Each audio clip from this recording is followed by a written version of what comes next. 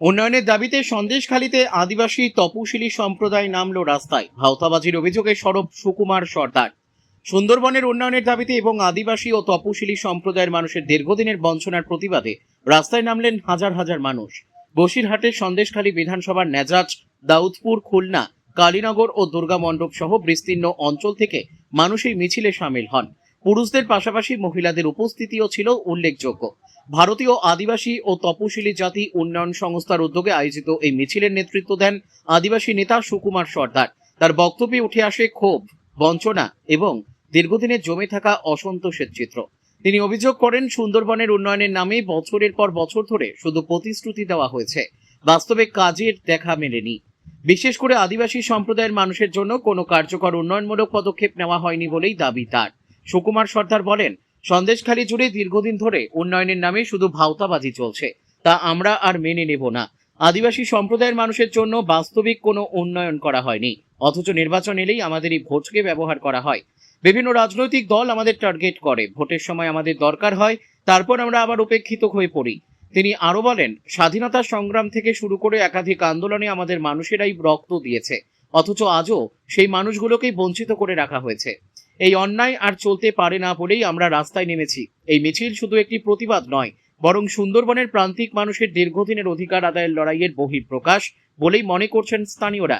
দাবিগুলির মধ্যে রয়েছে মৌলিক পরিকাঠামো উন্নয়ন, শিক্ষা ও স্বাস্থ্য পরিষেবার প্রসার, কর্মসংস্থানের সুযোগ বৃদ্ধি এবং আদিবাসী ও তপশিলি সম্প্রদায়ের মানুষের জন্য নির্দিষ্ট উন্নয়নমূলক পরিকল্পনা গ্রহণ। প্রখর রোদ উপেক্ষা করেও যেভাবে সাধারণ মানুষ এই মিছিলে অংশগ্রহণ করেছেন, তা স্পষ্ট করে দিচ্ছে ক্ষোভ আর নীরব নেই। সন্দেশখালীর মাটিতে এই আন্দোলন আগামী দিনে আরো বড় আকার নিতে পারে বলেই আশঙ্কা ও প্রত্যাশা দুই প্রকাশ পাচ্ছে। বসিরহাট থেকে প্রদীপ সরকারের রিপোর্ট, বিগ নিউজ বাংলা।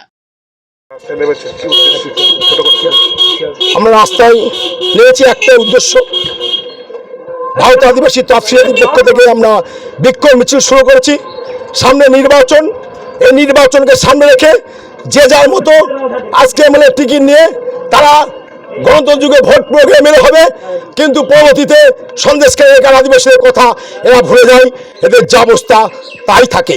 আমরা এনজিওর পক্ষ থেকে বিভিন্ন প্রকল্পের কাজ যখনই ঘোষণা করছি, আমার লোকজনকে এই সন্দেশখালী বিধানসভার বিভিন্ন দালাল জোচ্চোর যারা মেরে কেটে খেতে পাচ্ছে না, উচিত কথাই তাদের গায়ে ঝাল হচ্ছে, তারা আমার লোকজনকে হুমকানি ধমকানি দিচ্ছে।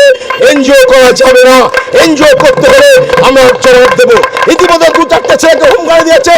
আমরা চাই আমরা এই পর্ব শেষ করে কাজ করুক, কাজ করে মানুষের মন জয় করুক।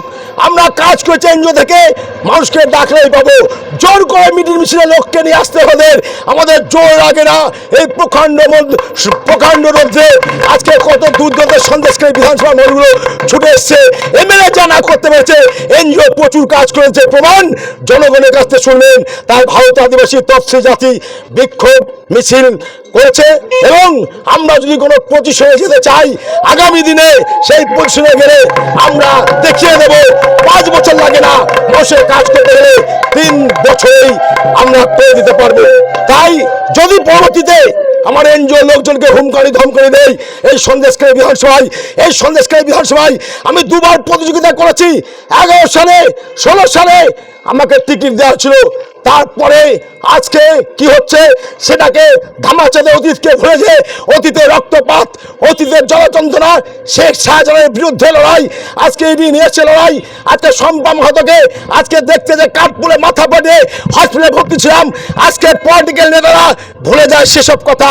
যারা রক্ত ঝরেছে, যারা জীবন বলি দিয়েছে, তাদেরকে কোনো পজিশন দিতে দেবে না।